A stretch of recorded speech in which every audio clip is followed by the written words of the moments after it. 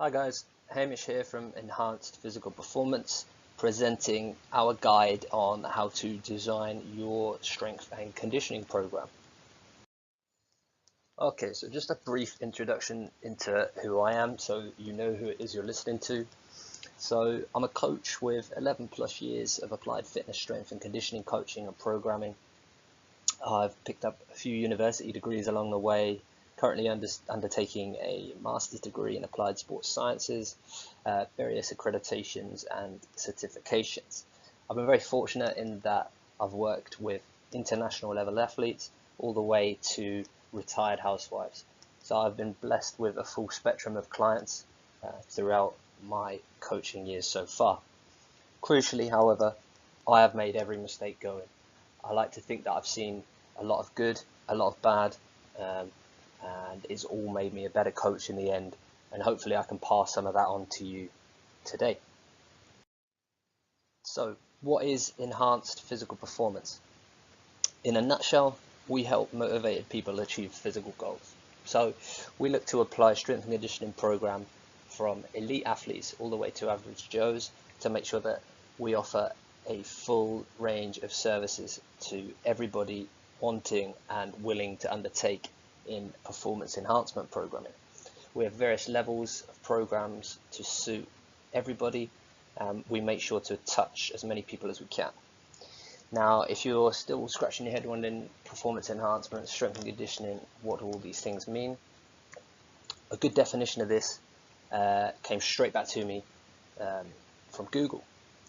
A strength and conditioning coach is a fitness and physical performance professional who uses exercise prescription specifically, but not limited to, improve the performance of competitive athletes. Now, while that rings true, it's also a bit of a dated definition. Strength and conditioning isn't just for competitive athletes, it's for absolutely everybody. So on that, you're probably watching this thinking, is this for me? This strength and conditioning and performance enhancement, is this really for me? If we look at the elite end of the spectrum, what do elite professional sportsmen want? Pretty simple. They want to increase their performance. They want to reduce the risk of injury. They want to offset the sedentary lifestyle that we all have in 2018 with tablets, TVs, laptops, whatnot. Ultimately, they want to lead better lives. If we look at average Joes, what do they want? They want to increase their physical performance. They want to reduce their risk of injury to increase quality of life. Again, they want to offset that sedentary lifestyle, sitting in offices, sitting on trains, sitting in cars. Ultimately want to lead better lives. So don't get sucked into thinking that this is just for elite athletes. We work with a full spectrum of people, and there's a lot of guys out there working with a full spectrum of people because it applies to absolutely everybody.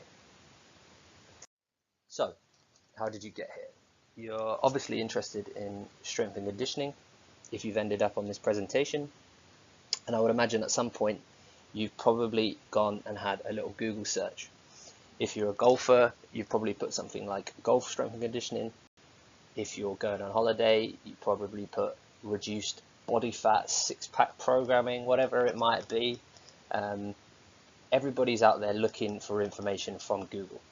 Now, while Google can be a fantastic source of information, it can be an absolute weapon when deciding on which programs to undertake for you.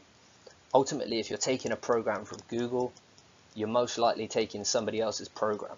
So while it might have its merits, it's not necessarily going to be particularly applicable to you.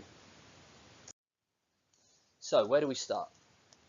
Strength and conditioning requires a thorough needs analysis. So what is a needs analysis?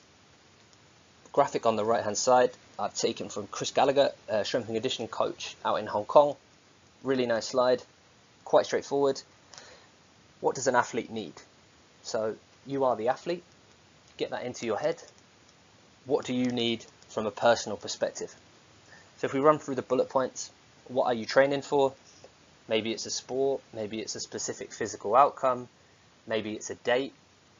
What does that require? So some things are going to require time requirements, performance requirements. What are those personable to you? Where are you now?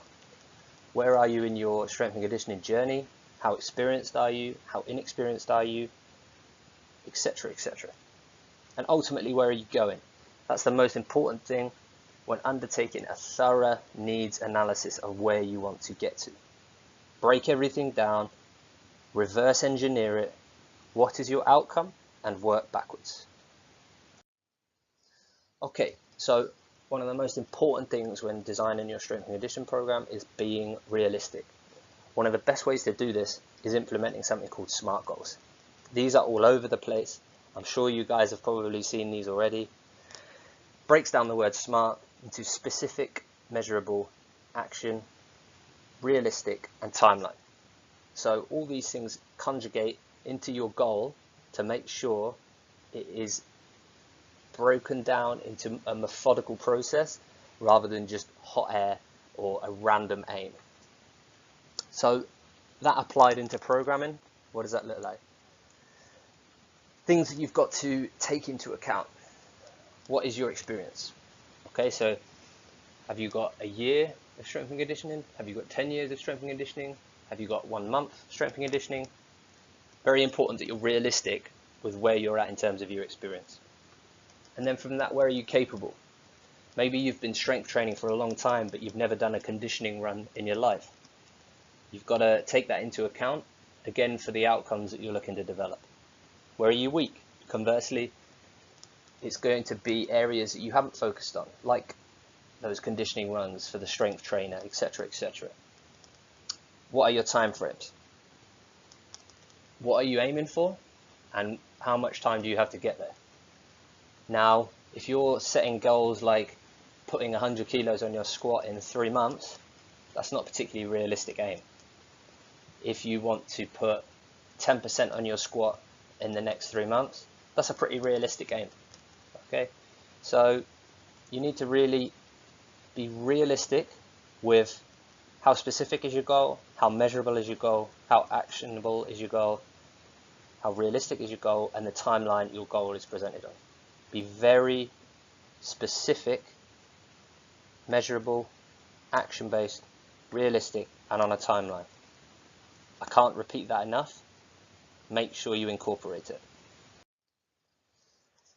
So, cast the net deep when possible.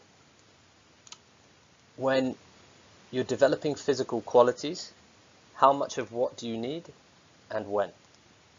You've got to cash in on periods to develop identified physical qualities and identify where you're at in terms of pre, in, or off season. Now, what I mean by this is when you're developing physical capacities, the more time you can put in specific physical capacities, the more you're going to get out of it.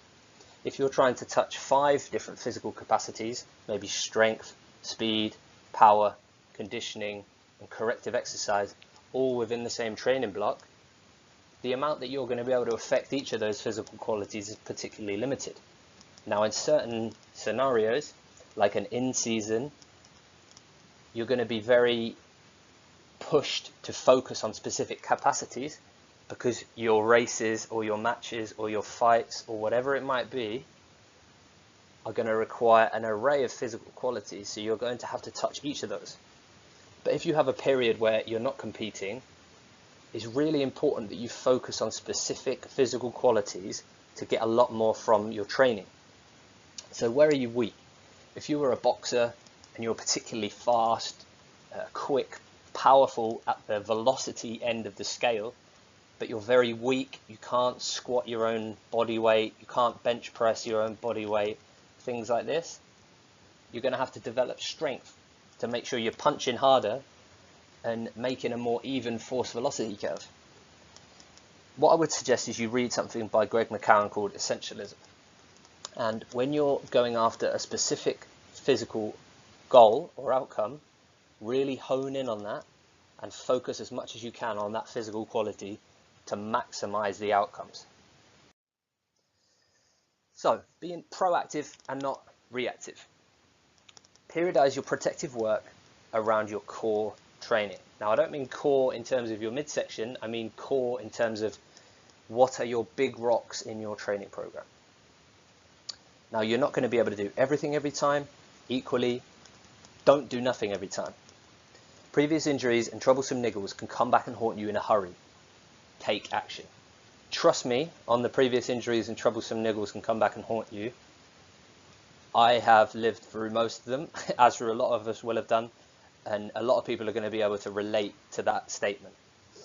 Now, this video on the right hand side is just an example of if your problem, for example, was a forward head posture. If you spend a lot of time in front of a laptop during the day and then you're going to the gym at night, sometimes you're going to struggle with neck pain, upper back pain, because you're in that forward head posture all day, and trying to offset that is very difficult. This is just an example of a series of exercises that you could use before a training session to help you to get over that.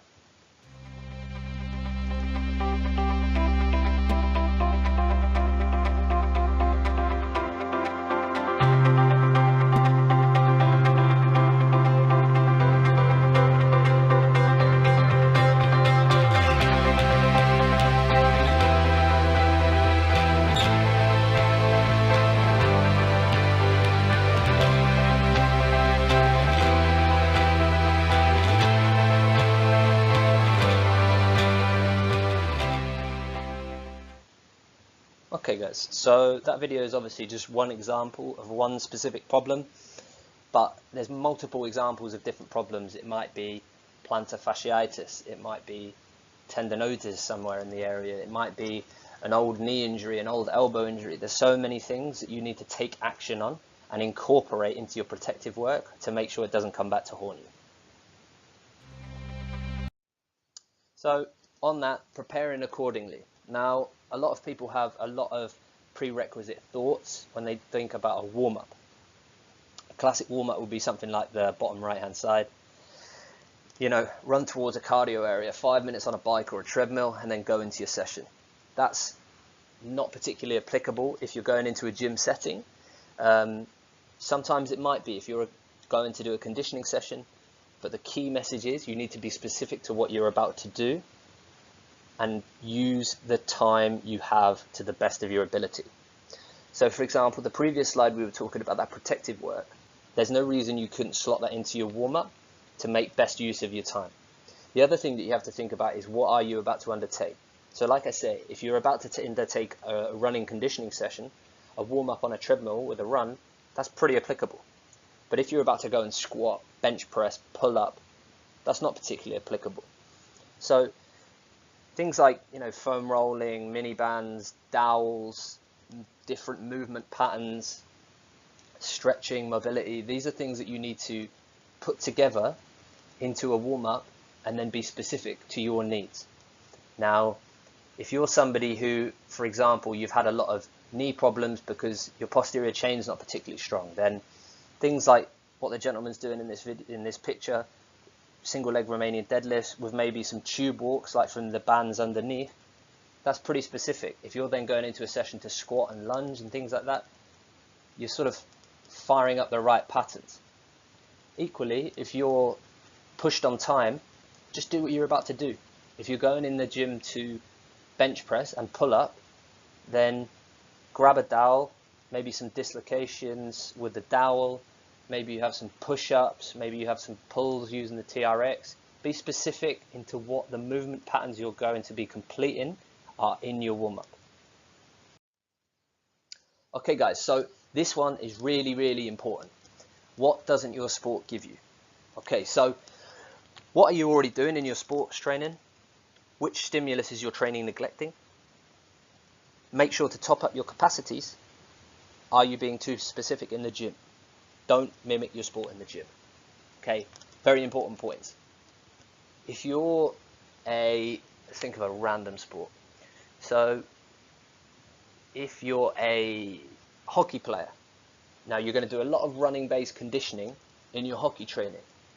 It's a field-based sport, a running-based sport that isn't going to give you a lot of opportunity to develop, for example, your absolute strength, which, as we know, protects you against injury, can help you to run faster, it can help you to jump higher, it can help you to turn quicker, it can do an array of things.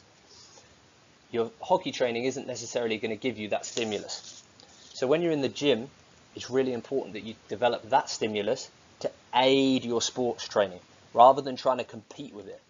So you need to identify what your sports training is giving you from the physical perspective, but more importantly, identify what it's not giving you. Walking into a gym and attaching yourselves to pulleys and bands and just mimicking what you're doing in the sports-specific training. So for example, if you're a footballer and you're just putting a band around something and then a band around your foot and it's like resisted kicking, you don't need to be that specific, guys. Strip it back to more general preparation and identify what your sport is not able to give you through your technical training. Progression. One of the biggest things in strength and conditioning is progression. Okay. Einstein summed it up quite nicely when he said, doing the same thing over and over again, expecting different results, is the definition of insanity. So, if you wake up 3 days a week, you go for a 3-mile run and you aim for a 25-minute run time, and you do that every week, every month, every year, that's a very stagnant program. You're not progressing, you're not regressing, you're just staying the same. That's not improvement. You need to be setting yourself smart goals, remembering back to that one of those first slides, specific, measurable, actionable, realistic, time-orientated goals. So instead of doing 3 runs of 25 minutes at 3 miles, maybe that's the first month. Maybe the second month you go, right, I'm going to do these 3 miles in 24 minutes today. Then the third month you do 23 minutes. Maybe you develop some intervals. Maybe you develop some longer runs. You need to mix it up and make sure you're improving. Equally, if you need to regress in certain aspects, so maybe you've loaded up a squat and you realize it's just too heavy, or you've loaded up a bench press and it's just too heavy, or you've programmed 1 or 2 too many intervals for the running session, equally back off sometimes. You're not always going to be able to improve all the time. And that's where we come to what goes up must come down. Now, I'm sure a lot of people will have seen this graph. If you haven't, this is something called General Adaptation Syndrome by Hans Selye. So what it is you get your training stimulus on the left-hand side, and that's your body's alarm phase. Now, the following process is something called allostasis, where your body resets its neutral level to a higher level because of the training stimulus you've given it. So you give it that training hit, then that stress is applied, you dip down, but then you come back up to a greater level than when you first started. That's when you have to be very careful, and you have to make sure that you're giving your body enough time to recover subsequently to then push again to repeat the same process. As we can see on the right hand side, if you don't, that's going to result in a period of overreaching and more serious overtraining. That's a very serious situation if you put yourself into overtraining. If you get it right, however, you're going to rebound up and you're going to keep swooping down, but swooping back up to a higher level. And that's basically what improvement is. You have to be very realistic with this, guys. This touches all aspects of your life. It's not just your training, it's your work, it's your family, it's your drive, it's your all sorts. It's going to affect your stress, and this can be applied to every aspect of that. If you're having a particularly stressful week at work, trying to set personal bests in the gym is probably not going to be particularly realistic. If you've got a holiday off work and you're not in for 5 days, then you probably need to go and stress yourself, okay? Managing stress and manipulating stress and harnessing it so it's your friend is one of the most important things in strength and conditioning programming. So our checklist, guys. When designing your strength and conditioning program, remember to do a thorough needs analysis, be realistic, cast your net deep when possible, you're proactive rather than reactive, you prepare accordingly, do what your sport doesn't give you, progression, and what goes up must come down. So, where to start, guys? It's important that you play with different programs. Obviously, we spoke at the start about the merits of Google, how sometimes it can be very positive, sometimes it can be very negative, but ultimately you can get a lot of information on that, and there are a lot of programs available. It's important that you document how you respond to various forms of program. So maybe one program suits you very well, maybe another program doesn't suit you. Maybe a hybrid between programs suits you very well. It's very important that you document this though, and you're not just going on feel. Feel is important, but if you test yourself at the beginning, at the end of each cycle, then you have specific measurable outcomes that tell you if you've responded well or responded poorly to that program. Appreciate that it takes time, effort, and coherence. Like anything in life, you're going to have to stick at it, guys. Always remember, doing the same thing over and over again, expecting different results, is the definition of insanity. Repeating your process daily, weekly, monthly, yearly, you're just going to stagnate, guys. There's got to be improvement in there. The key message in all this is take action and get started. We can help with that. We have our 3-tiered online programming system. We're about to relaunch on September the 1st. We have our basic package, our advanced package, and our elite package. You've got bespoke program design, fresh designs every month, Skype check-ins to make sure you're staying on track, nutritional tracking to make sure you're periodizing your nutrition alongside your training, which is very, very important. Testing battery, so we've got that measurable outcome. Supplement protocols to make sure that you're topped up on everything that you need to be topped up on. Email support 24/7, and you can cancel at any time. Head over to the website to find out more. Okay guys, so where can you find out more from us? So the best place to go is www.enhancedphysicalperformance.com. Here we've got our blog, which is updated multiple times each month. You're going to get fresh content, and if you're interested in strength and conditioning, I guarantee there's going to be a lot of things on there that you're going to be able to take away and put into your training. Equally, if you've got any questions, please email us enhancedphysicalperformance@hotmail.com. We love answering questions. If you're struggling with something, don't keep struggling, reach out and we'll be able to help you. We're on Instagram, Twitter and Facebook. Be sure to check us out. We're consistently updating and putting content out daily, weekly, monthly. Also at the moment, we have a free ebook called Myth Busting in Strength and Conditioning, that if you're interested in strength and conditioning and getting your strength and conditioning program right, is something that you're going to need to read to optimize your process. That's available over on the website. Go and check it out, guys.